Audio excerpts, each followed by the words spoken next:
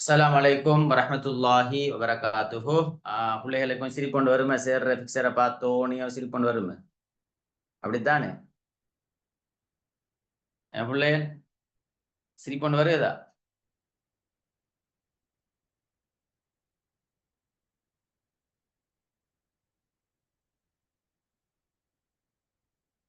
பிள்ளை நான் பேசுற விளங்குதாமா?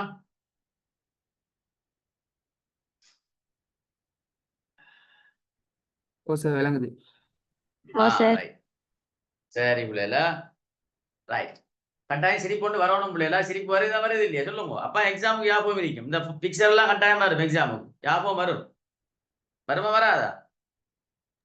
வரும் சார். ரைட். இப்ப பிள்ளைகள் கலைகள் பாடம் எங்கட பிள்ளைகள் சொல்றது என்னண்டா பிள்ளைகள், மிச்சம் பிள்ளைகளுடைய கருத்துக்கள். நான் இதை போட்டோ எடுத்த குரூப்ல போடுவேன் பிள்ளைல. நான் போட்டோ எடுத்துமா குரூப்ல போடுவேன். சரி, அப்படி எப்படி படிக்கிறேன்னு ஒரு முறை தான். இதை பிள்ளைய நான் இன்ஷா அல்லாஹ் அவங்களுக்கு இதே ஒரு உண்டை விளங்கப்படுத்துவேன். இது மருத்துவ அறிஞர். பாஸ் பேப்பர்ல எப்படி கேள்வி பாரண்டா பிள்ளை நல்லா விளைய கொள்ளணும். மருத்துவ அறிஞர்களுடைய 2 பேருடைய பங்களிப்புன்னு கேட்டு வரும். அல்லது மருத்துவ அறிஞர்களுடைய பேரை குறிப்பிட்டு 2 பேர பேரை குறிப்பிட்டு அவங்களோட பங்களிப்பை விளக்கு கேட்டு வரும். ஒன்று பேரை குறிப்பிட்டு வரும், இன்னொன்று பேரை குறிப்பிடாம பிள்ளைகள் ஜென்ரலாக வரும். நல்லா விளையும். பேரை குறிப்பிடாம ஜென்ரலாக வரும். பேரை குறிப்பிட்டு அந்த பேருக்குரியாக்கள் எழுதணும். பேரை குறிப்பிடாம ஜென்ரலாக கேட்டா 2 பேர் அறிஞர்களை எழுதணும். 2 பேர் கேட்பாங்க. இதான் பிள்ளைகள் வளமையாக பாஸ் பேப்பர்ல வார சிஸ்டம். சரியா பிள்ளைகள்? அப்ப மருத்துவ அறிஞர்கள், புவியியல் அறிஞர்கள், வானவியல் அறிஞர்கள், இந்த 3 வரையும் கட்டாயம் பாடமாக்கி கொள்ளுங்க. 3ஐயும் பாடமாக்கினா ஏதாவது ஒரு கேள்வி பிள்ளைகள் கட்டாயம் வரும். ஞாபகம் வச்சு கொள்ளுங்க. சரியா பிள்ளைகள்? ரைட். இதுல பிள்ளைகள் நான் இந்த சிஸ்டம் தான் பிள்ளைகள் எல்லாத்துக்கும் எழுதுறது. அப்ப அதனால இப்ப நான் மருத்துவ அறிஞரை ஒன்றை விளங்கப்படுத்துவேன். அடுத்த கிளாஸ்ல பிள்ளைகள் ஒன்று வானவியல் அல்லது புவியியலை விளங்கப்படுத்துவேன். அப்ப உங்களுக்கு விளங்கிடும் எப்படி அறிஞர்களை படிக்கணும். அதே சிஸ்டத்துல படிங்க பிள்ளைகள். இது பாடமாக்குற விஷயம் மட்டும்தான். நீங்க ஆய்வு எல்லாம் செய்ய தேவையில்ல. நான் சொல்ற சிஸ்டத்தின் அடிப்படையில எக்ஸாமுக்கு எழுதுங்க, அவ்வளவுதான். வேற ஒன்றுமே இல்லை பிள்ளைகள். கலைகள் மிச்சம் லேசான பகுதி, ஆனா மிச்சம் பிள்ளைகள் கஷ்டப்படுற பகுதி. ஆனா உங்களோட கைட்லைன் முழுமையான தகவல் ஒன்று போட்டிருக்குமா? போட்டிருக்குதா? இல்ல இல்ல, முழுமையான தகவல் இல்ல. ஆனா எங்களுக்கு பிள்ளைகள் ஸ்கீம்ல சொல்லப்படுற விஷயம் பிள்ளைல கொஞ்சம் வெயிட் பண்ணுங்க, காட்டுறேன்.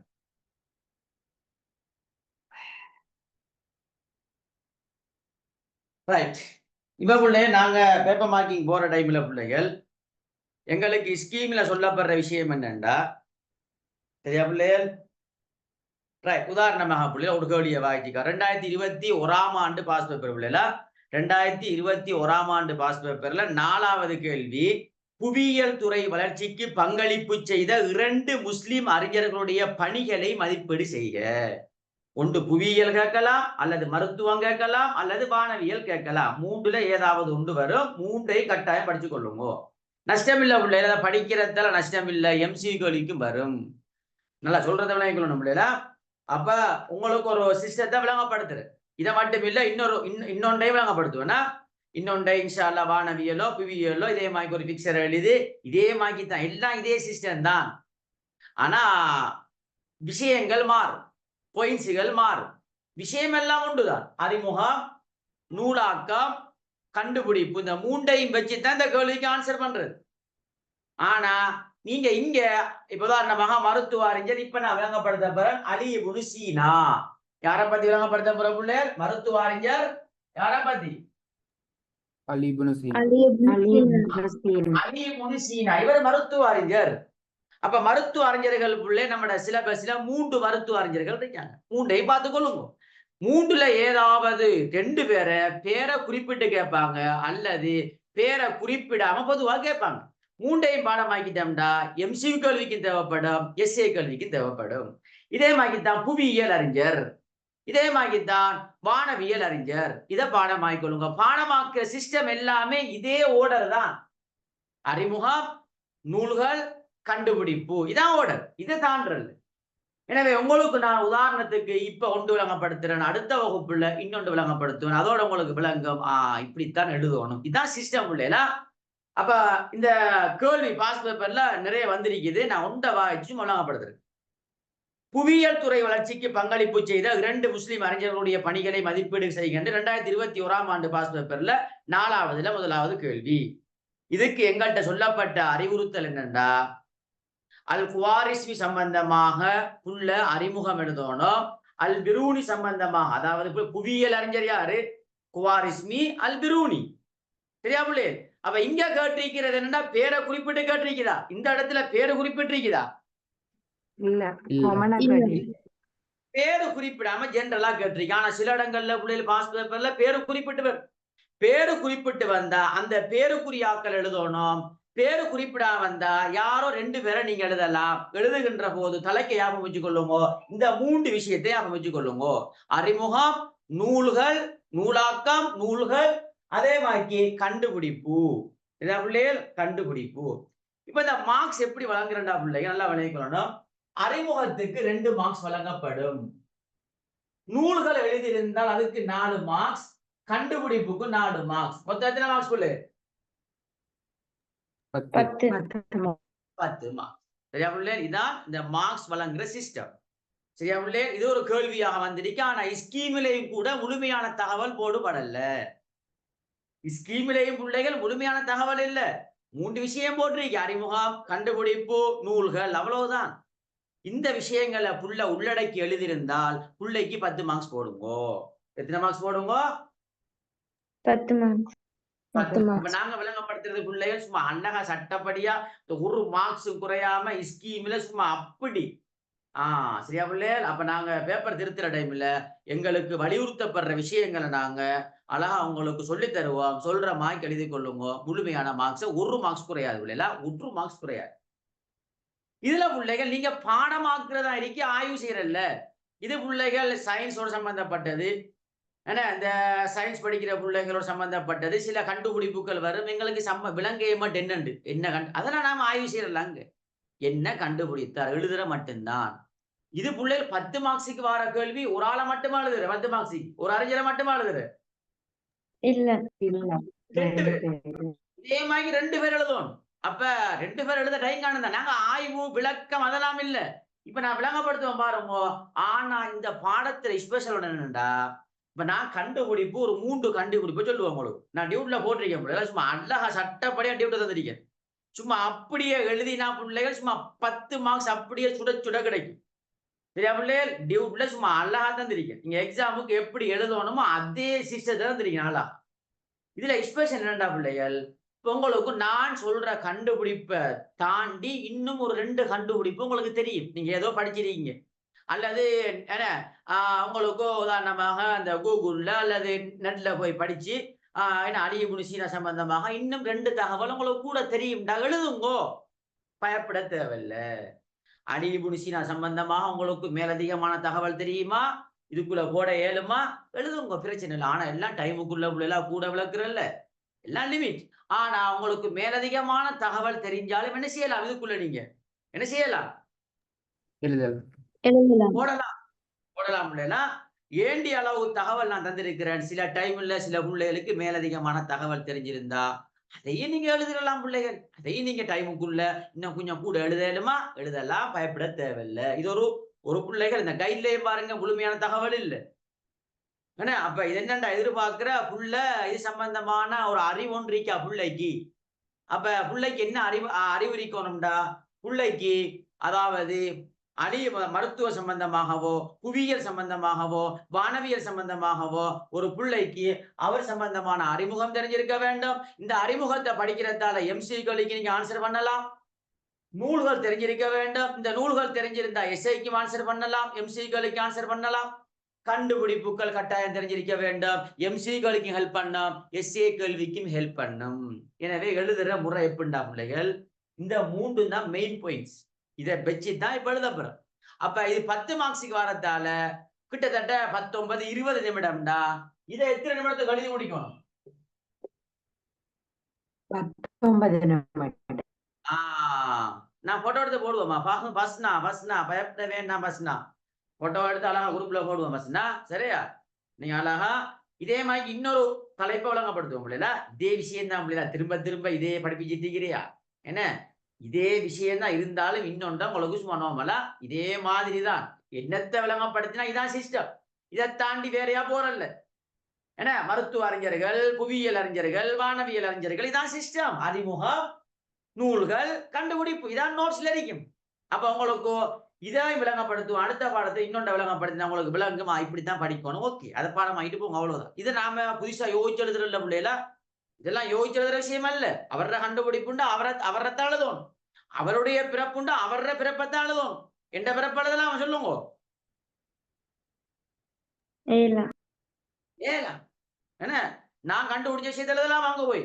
ஏலா அவரைத்தான் எழுதணும். அப்ப பாடமாகத்தான் வேணும். இது தகவல். நாம யோசிச்சு எழுதுற விஷயம் இல்ல, கற்பனை பண்ணி எழுதுற விஷயம் அல்ல. கொஞ்சம் பாடமாக்கணும். இப்ப இருந்து என்ன செய்யுங்க, 2026 இல்லையா? இப்ப இருந்தே ஒவ்வொரு நாளைக்கும் சும்மா வாசிங்கோ. வாசிக்க வாசிக்க வாசிக்க நல்ல தலைக்கப்பட்டு. எனவே எக்ஸாமும் கட்டாயம் வரக்கூடிய பகுதி பிள்ளைல, கட்டாயம் வரக்கூடிய பகுதி, மறக்க வேண்டாம். பாஸ் பேப்பர் எடுத்து பாருங்க.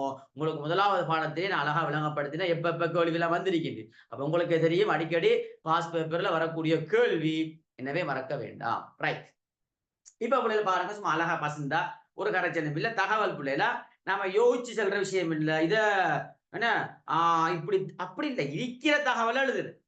இருக்கிற தகவலை நாம எழுதுற. ஹதீஸ் பாடம் படிச்சோமா இல்லையா? புகாரிமா, முஸ்லிமிமா, அவருடைய பிறப்பு, அவருடைய ஹதீஸுடைய எண்ணிக்கை, அவருடைய ஆசிரியர், அவருடைய மாணவர், இப்படி எழுதுற மாதிரி அதே ஒரு ஸ்டைல் தானே இது. சரியாமல? ரைட். இப்ப பாருங்க, முதலாவது அறிமுகம். அறிமுகம்டா என்ன? அவர் சம்பந்தமான ஒரு தகவல் சொல்லணும். இவரை நாம அலி இப்னு சீனான்னு சொன்னாலும் அவருடைய உண்மையான இயற்பெயர் என்னண்டா பிள்ளைகள்? அபு அலி அல் ஹுசைன். அபு அலி அல் ஹுசைன் என்பதுதான் இவருடைய உண்மையான பெயர். அவருக்கு சிறப்பு பெயர் தான் அலி இப்னு சீனா. நல்லா விளையாடணும். மருத்துவ அறிஞரா? மருத்துவ முக்கியமான ஒரு அறிஞர். மருத்துவத்தின் தந்தை அல்லது நவீன மருத்துவத்தின் தந்தை என்ற ஒரு சிறப்பு பெயரை பெற்றுள்ளார். மருத்துவத்தின் தந்தை என்ற ஒரு சிறப்பு பெயர் இவருக்கு. மருத்துவத்தின் தந்தை, நிறைய விஷயங்களை கண்டுபிடிச்சிருக்கிறார். இவர் பிள்ளைகள் கிறிஸ்துவுக்கு பின் 980 தொடக்கம் 1037 ஹப்சானா என்ற இடத்தில் பிறந்தார். இப்ப உங்களை கேட்டா பிள்ளைகள் நீங்க எங்க பிறந்தீங்க, எத்தனாம் ஆண்டு பிறந்தீங்கன்னு சொல்லுவீங்களா இல்லையா? சொல்லுங்க.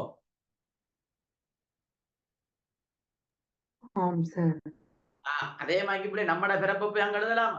அலி இப்னு சீனா நம்மட பிறப்பு, நம்மட மரணத்தை எழுதலாமா? சொல்லுங்க. நாம மொத்தாகல என்ன நம்மட என்ன, அல்லது நம்மட மூத்தம்மா என்ன, பாட்டி பாட்டன் எழுதலாமா போய்? ஏழா இவரைத்தான் எழுதணும். நம்ம பாடமாக்கத்தான் வேணும். யோசிச்சு எழுதலாது, பாடமாக்கத்தான் வேணும். சரியா பிள்ளை? பாடமாக்குற பாடம். ஆனா எப்படி பாடமாக்கணும் என்ற ஒரு லேசான முறையை சொல்லித்தார். இப்படி ஒரு மனிதரை போடுங்க என்ன, இது உங்களுக்கு மோசமாக இருந்தால், உங்களுக்கு பிடிக்கவில்லை என்றால், இப்படி மனிதன் இல்லாமல் வேற மனிதனை நீங்க அழகா எழுதி கொள்ளுங்க. சரியா பிள்ளைய? அழகா பசந்தா இப்படி ஒரு மனிதனை போடுங்க. பிள்ளை மறக்காதா? விகிரிசாசரை மறக்க மாட்டீங்க. அதுவும் அந்த பிக்சரை மறக்க மாட்டீங்க. எக்ஸாமுக்கு போனா ஞாபகம் வந்துடுமா? சரி, ஒரு பிக்சர் ஒன்று சும்மா அழகான நல்ல பசந்தான ஒரு பிக்சர் ஒன்று எழுதினா மறப்பீங்களா?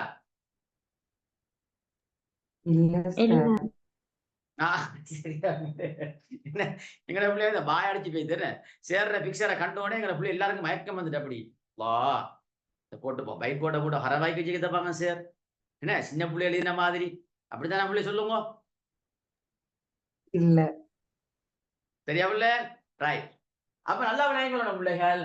அப்ப கிறிஸ்துவுக்கு பின் 980 தொடக்கம் 1037 வாழ்கிறார். அவர் பிறந்த எங்கண்டா ஹப்சானா என்ற இடத்தில் பிறந்தார். இவர் சம்பந்தமான அறிமுகம். நரம்பியல் நிபுணர், நரம்பு சம்பந்தமான நரம்பியல் நிபுணராக இவர் காணப்படுகிறார். அவர் சம்பந்தம் அறிமுகம். ஐரோப்பியர்கள் என்ன செய்வாங்கன்னா, இவரை உண்மையான பேரை சொல்றல்ல, இது எம்சி கோலிக்கு மாறு. ஐரோப்பியர்கள் இவர் எப்படி கூப்பிடுறா? அலி இப்னு சீனான்னு கூப்பிடுறல்ல, இவர் எப்படி கூப்பிடுறா? அவிசென்னா அல்லது அவன்சீனா. அவிசென்னா அல்லது அவன்சீனா. அவிசென்னா அல்லது அவன்சீனா என்றுதான் ஐரோப்பியர்கள் கூப்பிடுவார்கள். ஐரோப்பியர்கள் மேற்கத்தியவர்கள் என்ன செய்வாங்கன்னா, அவரோட உண்மையான பேரை சொல்லல. என்ன முஸ்லீம் ஆளா இல்லையா? அதனால உள்ளே அந்த அலி இப்னு சீனான்னு சொல்லாம அவரோட பேரை கொஞ்சம் மாத்தி வித்தியாசமாக ஐரோப்பியர்கள் அவிசன்னா, அவன் சீனா அப்படியே சொல்லுவார்கள். அப்படிதான் சொல்லுவார். சரியா பிள்ளை? இதெல்லாம் ஒரு அறிமுகம், அவர் சம்பந்தமா அறிமுகம். சகல துறையிலையும் வல்லவர், பாண்டித்தியம் பெற்றவர். ஆரம்பத்தில் இவர் கணிதத்துறையில் ஈடுபாடு காட்டினார் ஆரம்பத்தில். பிறகுதான் இவர் மருத்துவத்துறையில ஈடுபாடு காட்டக்கூடியவராக அலி இப்னு சீனா காணப்பட்டார். அலி இப்னு சீனா 17 வயதுல மருத்துவ மேதை. அல்லாஹ் அக்பர். உங்களுக்கு எத்தனை வயசு பிள்ளைகள்? 19 20 சொல்லுங்க. 18. எங்கட பிள்ளை வயசு நல்லா கூட சொல்லுங்க. 18 வயசு பிள்ளைல. அப்ப 17 வயசு நம்மட வயசையை தாண்டி 17 வயதுல மருத்துவ மேதை. நாங்க யாரு? சாப்பாட்டு மேதை. யாரு மேதை?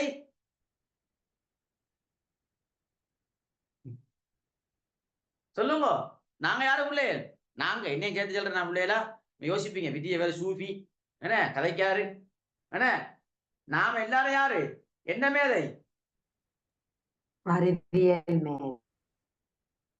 சாப்பாட்டு மேதை. நாமெல்லாம் சாப்பாட்டுல வல்லவர்கள், பாண்டித்தியம் பெற்றவர்கள்.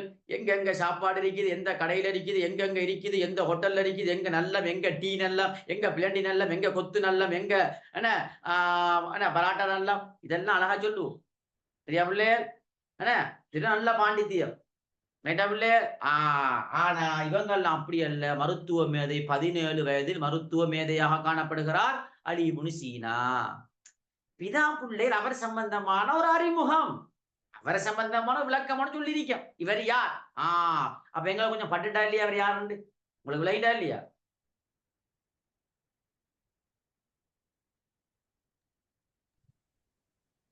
சொல்லுங்க.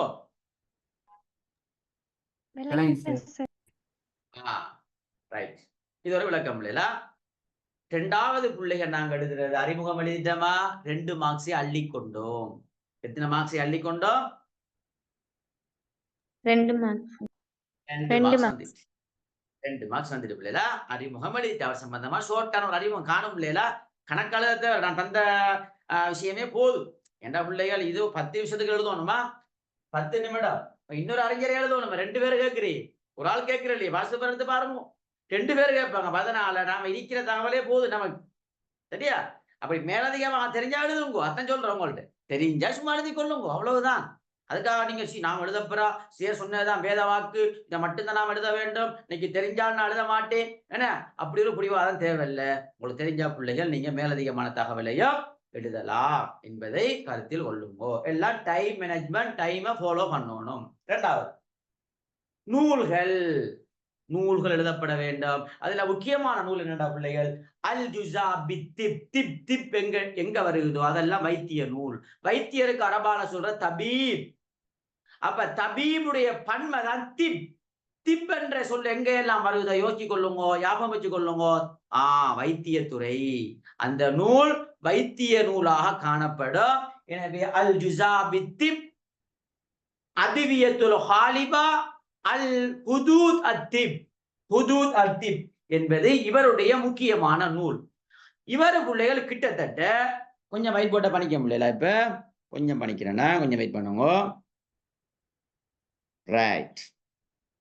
விளங்குதா பிள்ளைல? இப்ப பணிக்க விளங்குதா? ரைட். கிட்டத்தட்ட பிள்ளைகள் 17 மருத்துவ நூல்களை எழுதியிருக்கிறார். 17 மருத்துவ நூல். லேசா பாடமாய் கொள்ளுங்க. 17 வயதில் மருத்துவ மேதை 17 நூலை எழுதியுள்ளார். ஓமா இல்லையா? சொல்லுங்க. 17 வயதில் மருத்துவ மேதை எத்தனை நூலை எழுதியிருக்கிறார்? 17. இதுல 17 நாம் எழுதுறல பிள்ளைகள். 17 நூல்கள்ல முக்கியமான 2 நூல் இருக்கிறது. முக்கியமான நூல், மற்றதெல்லாம் முக்கியம்தான். அதிலேயும் மிக முக்கியமான நூல் எதுண்டா? கானூனு பித்திப், கிதாபு ஷிஃபா என்ற 2 நூலும் முக்கியம். இந்த 2 நூல் சம்பந்தமான ஒரு முழுமையான விளக்கம் சொல்லப்பட வேண்டும். முழுமையான விளக்கம் சொல்லப்பட வேண்டும். நூல்கள்ல பிள்ளைகள் அல் ஜுஸா பித்திப், அதிவியத்துல் ஹாலிபா, ஹுதூத் அத்திப்னு போடுங்க. 17 மருத்துவ நூல்களை எழுதியிருக்கிறார். அந்த 17 மருத்துவ நூல்களையும் முக்கியமான நூலாக பேசக்கூடிய நூலாக கானூனு பித்திப், அதே மாதிரி கிதாபு ஷிஃபா என்பது அவருடைய முக்கியமான நூலாக இருக்குது. இந்த 2 நூல் சம்பந்தமான விளக்கம் எழுதப்பட வேண்டும். டியூப்ல பார்த்தா அழகரிக்கு நான் சொல்ற விஷயம் விளையாட்டா பிள்ளைகள் உங்களுக்கு விளையாட்டா உங்களுக்கு ஓ சார். ரைட். இப்ப பிள்ளைகள் இவருடைய புத்தகத்தில் பெறா முக்கியமான புத்தகம் என்ன? ஒன்று கானூனு பித்திப். பித்திப். இது சம்பந்தமான தகவல் கொடுக்கணும். கானூனு பித்திப்டா ஜோர்ஜியா என்ற பிரதேசத்துலதான் இந்த புத்தகத்தை அவர் எழுதினார். என்ன பிரதேசம்? ஜோர்ஜியா. உதாரணமாக பிள்ளை நான் இஸ்லாமிய நாகரிக புத்தகத்தை கொழும்புல எழுதினேன் என்றா அப்ப நான் என்ன சொல்லுவேன்? இந்த புத்தகத்துல இஸ்லாமிய நாகரிகம் என்ற இந்த புத்தகத்தை நான் கொழும்புல எழுதினேன் அப்படி சொல்லுவேனா இல்லையா? சொல்லுங்க, சொல்லுவானா இல்லையா? ஓ சார். அதே மாதிரிதான் கானூனு பித்திப் என்ற புத்தகத்தை இவர் ஜோர்ஜியா என்ற ஒரு பிரதேசத்துல வாழ்கின்ற போது எழுதினார். அந்த புத்தகத்துக்கு ஒரு சிறப்பு பேர் என்னன்னா மருத்துவத்தின் பைபிள் என்று சொல்லப்படும். பைபிள் என்பது அதாவது முக்கியமான அதாவது ஒவ்வொரு சமயத்தவர்களும் பின்பற்றுகின்ற ஒரு முக்கியமான வேத நூல் பைபிள் என்று சொல்லுவோம். அப்ப அது எந்த அளவுக்கு முக்கியமோ அதே மாதிரி அந்த புத்தகம் என்னது, இந்த புத்தகம் என்னது, எங்கள்ட குர்ஆன் என்பது எந்த அளவுக்கு முக்கியமோ, ஏனைய சமயங்கள்ல அவங்களுடைய வேத நூல்கள் எந்த அளவுக்கு முக்கியமோ அதே மாதிரி ஒரு முக்கியமான நூல் தானே இது. கானூன் சொல்லுங்க சத்தமா சொல்லுங்க. என்ன கானூனு? கானூனு பித்திப். மற்றாக சொல்லுங்க. அடி வாங்க போறீங்க அவ்வளவு பேர். கானூனு பித்திப். பயப்படாம சொல்லுங்க கானூனு பித்திப், கானூனு பித்திப், கானூனு பித்திப் சொல்லுங்க. கானூனு பித்திப். திப் திப்புண்டா வைத்திய சம்பந்தமாக பேசக்கூடிய நூல். எனவே மருத்துவத்தின் பைபிள் என்று அழைக்கப்படுகின்ற ஒரு நூல் எம்சிகளுக்கும் வரலாம். அதே மாதிரி கலன் ராசி இவர்களும் மருத்துவ மேதைகள் தான். இவர்களுடைய மருத்துவ கோட்பாட்டை ஆய்வு செய்யக்கூடிய ஒரு நூலாக கானூனு பித்திப் காணப்படுகிறது. கலன் ராசி இவர்களுடைய மருத்துவ கோட்பாடு. அப்ப கலன் ராசி என்பவர்களும் மருத்துவ அறிஞர்கள். இவர்களுடைய மருத்துவ கோட்பாட்டை ஆய்வு செய்யக்கூடிய ஒரு நூலாக எது காணப்படுது? எது காணப்படுது? கானூனு பித்திப். கானூனு பித்திப் காணப்படுகிறது. அதே மாதிரி இந்த நூல் பிரான்ஸ் இத்தாலி பல்கலைக்கழகங்கள்ல ஒரு பாட நூலாக போதிக்கப்படுகிறது. பிரான்ஸ்ல இத்தாலியில ஒரு பாட நூலாக ஒரு பல்கலைக்கழகத்துல போதிக்கப்படுகின்ற பிள்ளைகள் முக்கியமான நூல் இல்லையா? அது முக்கியம் இல்லையா? முக்கியமான நூல் பிரான்ஸ் இத்தாலி பல்கலைக்கழகங்கள்ல ஒரு பாட நூலாக இது போதிக்கப்படுகிறது. அப்படியான ஒரு முக்கியமாக மருத்துவத்தை பத்தி பேசக்கூடிய ஒரு முக்கியமான அலி இப்னு சீனாவுடைய நூலாக காணப்படுகிறது. அதே மாதிரி இந்த நூலை 5 பாகங்களாக பிரித்து ஒவ்வொரு பாகத்திலேயும் என்ன செய்யறாங்க? மருத்துவம் தொடர்பான விளக்கங்களை சொல்கிறார். புத்தகத்தை 5 பாகங்களாக பிரிக்கிற 5 பக்கம் இல்லையா? 5 பாகங்களாக பிரித்து ஒவ்வொரு பாகத்திலேயும் மருத்துவ சம்பந்தமான குறிப்புகள், மருத்துவ சம்பந்தமான விடயங்கள் அவர் தெளிவாக சொல்கிறார். அப்படியான ஒரு முக்கியமாக பேசப்படக்கூடிய நூல் தான் கானூனு பித்திப். அப்ப இது சம்பந்தமாக நாங்க எழுதணும். என்னடா நூல்களா இல்லையா? இந்த தகவல் எழுதும். இது ஒரு புத்தகம். 2வது புத்தகம் என்ன பிள்ளைகள்? 2வது புத்தகம் என்ன? கிதாபு ஷிஃபா. கிதாபு ஷிஃபா. சரியா பிள்ளைகள்? கிதாபு ஷிஃபா. ரைட். இத பாத்தீங்கன்னா பிள்ளைகள் நோய் நிவாரணி. கிதாபு ஷிஃபான்னா என்ன? நோய் நிவாரணி. என்ன? நோய் நிவாரணி. கிதாபு ஷிஃபான்னா அதனுடைய மொழிபெயர்ப்பு நோய் நிவாரணி. எனவே பெரிய கலை களஞ்சியம் என்று போற்றப்படுகின்ற ஒரு நூல். பெரிய கலை களஞ்சியம். பெரியது ஒரு நூல், சும்மா லேசான நூல் அல்ல. பெரிய கலைக்களஞ்சியம் என்று போற்றப்படக்கூடிய ஒரு நூலாக கானூனு பித்திப் என்கின்ற புத்தகம் சொல்லி உள்ளா. கிதாபு ஷிஃபாவா? கானூனு திப் மேல இருக்குதா? இதன் 2வது என்ன? கிதாபு ஷிஃபா. முதலாவது கானூனு பித்திப், 2வது கிதாபு ஷிஃபா. எனவே இத பிள்ளைய பாத்தீங்கன்னா ஹமதான் ஹமதான். அப்ப ஹமதான் நகர்ல இந்த புத்தகத்தை எழுதுறார். கானூனு பித்திப்ப எங்க எழுதினார்? எந்த பிரதேசம்? ஜோர்ஜியா ஜோர்ஜியா பிரதேசம். ஜோர்ஜியா என்ற பிரதேசத்துல வாழ்கின்ற போது கானூனு பித்திப்ப எழுதினார். கிதாபு ஷிஃபாவர் எங்க எழுதினார்? எந்த பிரதேசத்துல? ஹமதான் ஹமதான் நகரில் எழுதினார். எனவே இந்த புத்தகத்தை முக்கியமாக ஞாபகம் வச்சுக்கொள்ளணும். 18 பாகங்களை கொண்டது. 18 பாகங்களை கொண்டது. இதுல முக்கியமாக பேசுகின்ற விடயம் என்னென்றா, முதலாவது இந்த நவீன காலத்துக்கு தேவையான விஷயங்கள் எல்லாம் பேசப்படுகிறது. என்ன மேல இருக்கிற புத்தகம் தான் மத்த புத்தகம். 2 புத்தகமோ கானூனு பித்திப் கிதாபு ஷிஃபா என்ற 2 புத்தகமும் நவீன காலத்துக்கு தேவைப்படுகின்ற விஷயம் பேசுகின்ற விஷயத்தை இப்ப நான் சொல்ற பயிற்சியினூடாக நீங்க விளங்கிக் கொள்ளலாம். முதலாவது இந்த கிதாபு ஷிஃபா என்பது நோயை எவ்வாறு குணப்படுத்தல், ஒரு நோய் வந்தா அந்த நோயை எவ்வாறு குணப்படுத்த வேண்டும், அவ்வாறான ஒரு வழிகாட்டல் அந்த புத்தகத்தில் இருக்கு. 2வது பிள்ளைகள் நோயாளியை எவ்வாறு கவனிக்க வேண்டும். கட்டாயம் இன்னைக்கு பாருங்க, வைத்தியசாலையில ஒரு நோயாளிய கட்டாயம் கவனிக்கணும். எப்படி கவனிக்கணும்? இந்த கவனிக்கிறது என்பது ஒரு நோயை குணப்படுத்துற முறையா இல்லையா? சொல்லுங்க. கட்டாயம் ஒரு நோயாளிய கவனிக்கணும். எப்படி கவனிக்கணும், எந்த முறையில பார்க்கணும் என்ற ஒரு முழுமையான தகவல் சொல்லப்படுகிறது. 3வது பிள்ளைகள் நோயாளியோடு ஒரு வைத்தியர் எவ்வாறு நடந்து கொள்ள வேண்டும்.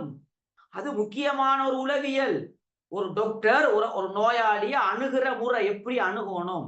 ஏனென்றா ஒரு டாக்டரால அவருடைய வாயால அவருடைய பேச்சால ஒரு நோயாளியை குணப்படுத்தலாம். ஏண்டா உளவியல் ரீதியாக பெரிய நோயாக இருந்தாலும் அதை பெருசுபடுத்தாம சும்மா நோமலாக பேசி கூலா பேசி அவரோட நல்ல முறையில அணுகி அவரை சரியான முறையில் என்ன செய்யலாம், குணப்படுத்தலாம். அப்ப ஒரு நோயாளியோடு ஒரு டாக்டர் ஒரு வைத்தியர் எவ்வாறு நடந்து கொள்ள வேண்டும் என்ற முக்கியமான தகவலை தெளிவாக சொல்கிறார். அதே மாதிரி இன்னும் பல புதிய சிகிச்சை முறைகள் எல்லாம் இவருடைய இந்த புத்தகத்துல பேசப்படுகிறது. விஷயம் வேண்டாம் உங்களுக்கு? இதெல்லாம் சும்மா நாம எழுதிட்டோமா? அடுத்ததாக வரணும் கண்டுபிடிப்பு. என்னத்தை கண்டுபிடித்த நிறைய விஷயம் இருக்கு இருந்தாலும் முக்கியமான தகவல் உங்களோட டியூப்ல போட்டிருப்ப இருக்கிறத பாடமாங்க பிள்ளைல. இந்த யோசிக்க தவிர நாம பயோ படிக்கவும் இல்லை, நாம கெமிஸ்ட்ரி படிக்கவும் இல்லை, நாம ஆர்ட்ஸ் படிக்கிறோம். எனவே இருக்கிற தகவல் எழுதுங்க. அதுக்குரிய விளக்கம் எழுத போக தேவையில்லை. நீங்க கண்டுபிடிப்புண்டா என்ன கண்டுபிடிப்பு, அவ்வளவுதான். அதுக்கு என்ன விளக்கம் அதெல்லாம் சொல்ல தேவையில்லை. ஆனா நான் சொல்லுகின்ற போது சில விளக்கங்கள் சொன்னாலும் கண்டுபிடிப்புன்னா அவர் இதுல கண்டுபிடித்தார் என்று தகவல் எழுதுங்க. டியூப்ல அடிக்கிறத பாடம் ஆகிக்கொள்ளுங்க. அவ்வளவுதான் கூட வேலை. அதுக்கு பெரிய ஆய்வு கட்டுரை, அதுக்குரிய விளக்கம், அதை போய் நாம தேடி என்ன இதெல்லாம் தேவையில்லை. அது நாங்க சயின்ஸ் படிக்கிற பிள்ளைகள், பயோ என்ன கெமிஸ்ட்ரி படிக்கிற பிள்ளைலாம் படிப்பாங்க. அது நமக்கு தேவை. ரைட். கண்டுபிடிப்பு என்னத்தை கண்டுபிடித்தார் பிள்ளை? முக்கியமாக கடின பிரசவத்தின் போது ஒரு என்ன பபா கிடைக்கிற டைம்ல கடின பிரசவம் இருக்கா இல்லையா, இந்த டைம்ல கையை உட்செலுத்தி குழந்தைகளை என்ன செய்யறா திருப்பி விடுகின்ற முறை. குழந்தை கையை உச்சலத்தி குழந்தைகளை பாபாவை திருப்பி விடுறது. இப்படியான ஒரு முறைய ஆரம்ப காலத்துல இவர் இப்பய கால அறிஞரா, இவ்வளவு காலத்தை அறிஞர் பழைய என்ன. அப்ப ஆரம்ப காலத்துல இப்படியான ஒரு முறையை கண்டுபிடித்தார். சும்மா லேசான ஆள் அல்ல. அப்ப கடின பிரசவத்தின் போது குழந்தைகளுடைய அதாவது கையை உச்சலுத்தி குழந்தைகளுடைய அந்த உடலை அந்த அமைப்பை திருப்பி விடுகின்ற முறையை கண்டுபிடித்தவர் யாரு பிள்ளை?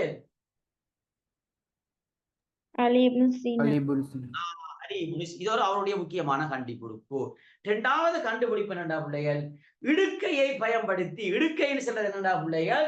ஆயுதங்கள். இடுக்கைன்னு சொல்றது ஆயுதம். ஆயுதங்களை பயன்படுத்தி குழந்தைகளை வெளியேற்றுகின்ற முறை என்ன. ஒன்று கையை உட்சொலுத்தி குழந்தைகளை திருப்பி விடுறது. குழந்தை வாரண்டா பிள்ளை சும்மா வாரலையே, சேப்பா திருப்பி விடும். நமக்கு தெரியாது என்ன பிள்ளை, நாம டாக்டர் இல்லையே. ரைட். இருந்தாலும் பிள்ளைகள் நமக்கு ஒரு அளவுக்கு விஷயம் தெரியுமா இல்லையா? ஏன்னா நாம சயின்ஸ் படிச்சாக்கள் தானே. அப்ப இருந்தாலும் நமக்கு விளங்கும். இருந்தாலும் பிள்ளைகள் அந்த குழந்தைகள் வர கஷ்டப்பட்டா அந்த காலத்துல, இப்ப பிள்ளைகள் நவீன காலத்துல நிறைய ஆயுதங்கள் கண்டுபிடிக்கப்பட்டிருக்குது. ஆனா ஆரம்ப காலத்துல உள்ள கையை உட்செலுத்தி குழந்தைகளை சேப்பா திருப்பி அப்படியே கொண்டு வாரு. ஏன்னா அந்த முறைகளை கண்டுபிடித்தார். இன்னொன்று என்னன்னா இடுக்கையை பயன்படுத்தினா கையை இல்ல ஆயுதங்களை உட்செலுத்தி குழந்தைகளை என்ன செய்கிறா வெளியேற்றுகின்ற முறையை இவர் கண்டுபிடித்தார். இரண்டாவது விஷயம். மூன்றாவது விஷயம் பிள்ளைகள், இரசாயன திரவ பொருட்களை, இரசாயனம்னு சொல்றது நீங்க படிச்சிருப்பீங்க, சயின்ஸ்ல படிச்சிருப்பீங்க. இந்த என்ன கொஞ்சம் வெயிட் பண்ணுங்க. இந்த இரசம் அதே மாதிரி கந்தயம் இருக்கா இல்லையா? என்ன இரசம் அதே மாதிரி கந்தயம் இருக்கா? கேள்விப்பட்டீங்களா? கந்தகமா கந்தயம் இல்ல கந்தகம். ஏன்னா இதெல்லாம் நம்ம தேவையில்ல பிள்ளைல, உங்களுக்கு எல்லாம் தேவையில்லை. இருந்தாலும் பிள்ளை சும்மா நோமெல்லாம் சொல்றேன்னா நீங்க விளக்கம் எழுத போக தேவையில்ல, இருக்கிற விஷயங்கள் எழுதுவோம் அவ்வளவுதான். இருந்தாலும் நான் விளங்கப்படுத்துறதுக்காக வேண்டி கொஞ்சம் விளக்கத்தை சொல்றேன் அவ்வளவுதான். இப்ப இரசாயன திரவ பொருட்கள்னு சொல்றது பிள்ளைகள் நீங்க படிச்சிருப்பீங்கம்மா, அந்த சயின்ஸ்ல படிச்சிருப்பீங்க பிள்ளைகள். அதாவது இந்த இரசம் அதே மாதிரி கந்தகம் அப்படி கேள்விப்பட்டீங்களா?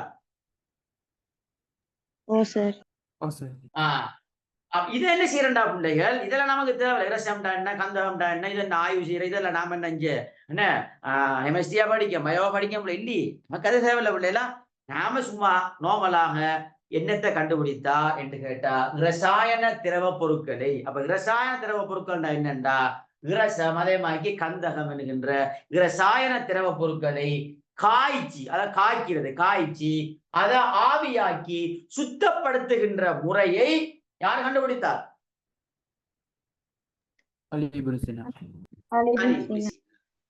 பாருங்க பிள்ளை, இன்னும் அழகா எழுதலாம்.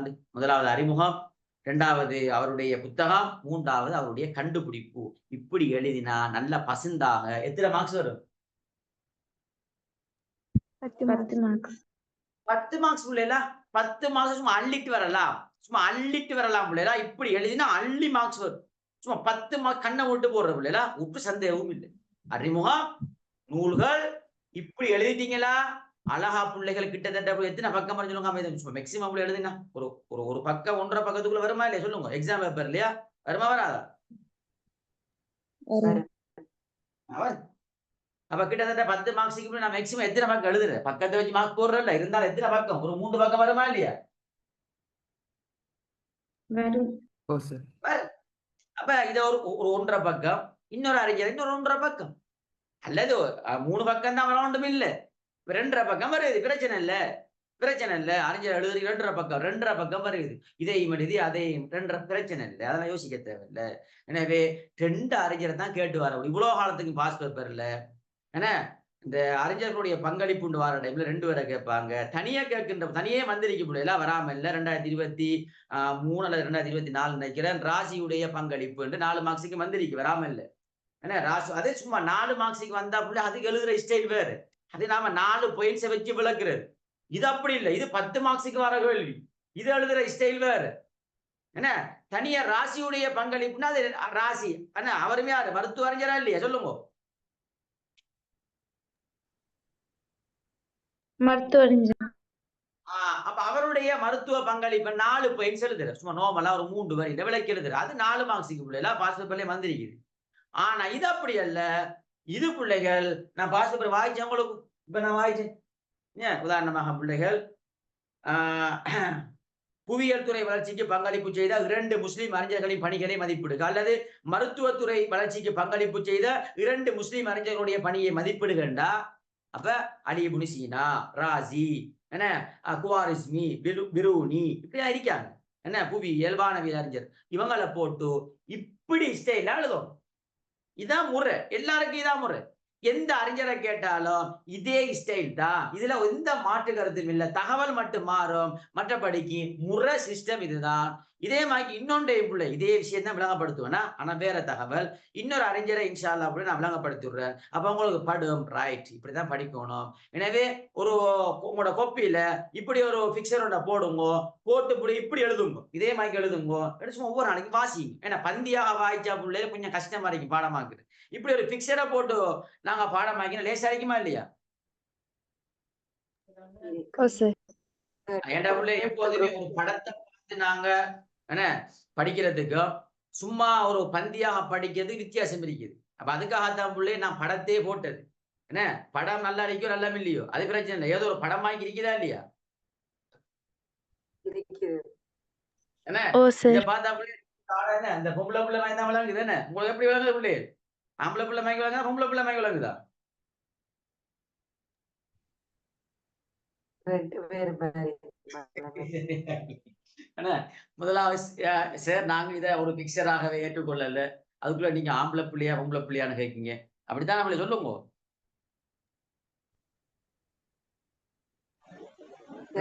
போட்டோ எடுத்த குரூப் என்னம்மா இத போட்டோ எடுத்த குரூப்ல போடுங்க சார்.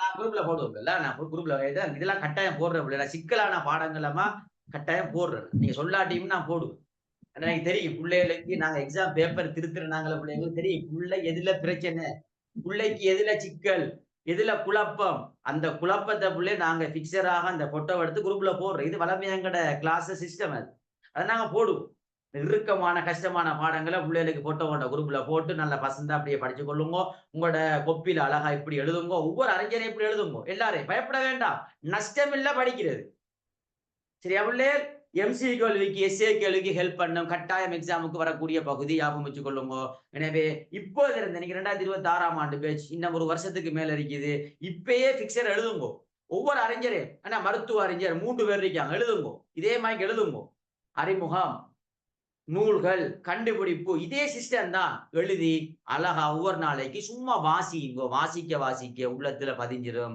எக்ஸாமுக்கு போய் பாருங்க பிள்ளைகள் உங்களுக்கு விளங்கும் நான் சொல்ற விஷயங்கள் எல்லாம் எழுதுங்க முழுமையான மார்க்ஸ் இதான் மார்க் சிஸ்டம் இல்லைல முழுமையான மார்க்ஸை நீங்க பெற்றுக்கொள்ளலாம் விஷயம் என்ன பிள்ளைகள் இன்ஷா இல்லாம நான் இன்னொரு அறிஞரையோ என்ன ஒன்று வானவியலோ அல்லது புவியியலோ ஏதாவது இன்னொரு அறிஞரை நான் இன்ஷா இதே மாதிரி இன்னொரு தரம் விளங்கப்படுத்திடுவேன் அது பிரச்சனை இல்லை விளங்கப்படுத்தினா உங்களுக்கு விளங்கிடும் அப்ப இந்த அறிவியல் கலைகளை படிக்கின்ற போது 2 சிஸ்டம் தான் முக்கியமாக ஒன்று தூண்டிய காரணிக்கு தனி எடுங்கோ அறிஞர்கள் என்ன செய்யுங்கோ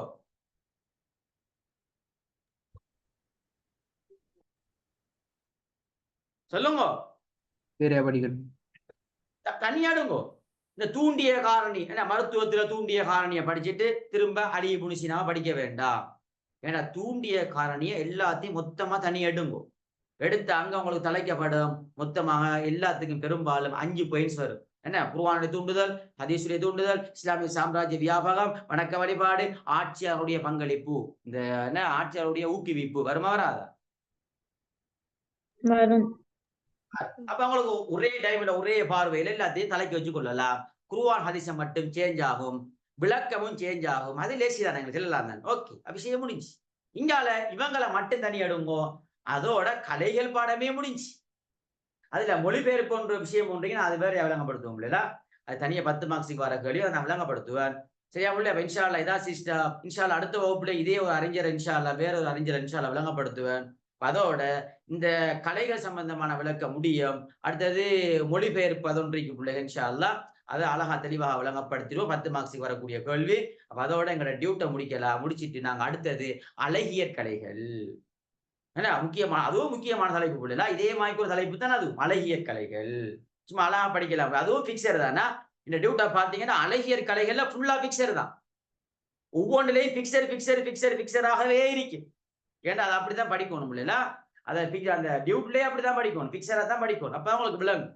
அதெல்லாம் சும்மா அழகா விளங்கப்படுத்துவோம் இன்ஷா அல்லாஹ் நல்லா படிச்சு கொள்ளுங்க இன்ஷா அல்லாஹ் பிள்ளைகள் அடுத்த வகுப்புல சந்திப்போம் போயிட்டு வர பிள்ளைகள் அஸ்ஸலாமு அலைக்கும் வரஹ்மத்துல்லாஹி வபரகாத்துஹு வலைக்கும் வலைக்கும் அஸ்ஸலாம் வரஹ்மத்துல்லாஹி வபரகாத்துஹு. ஓகே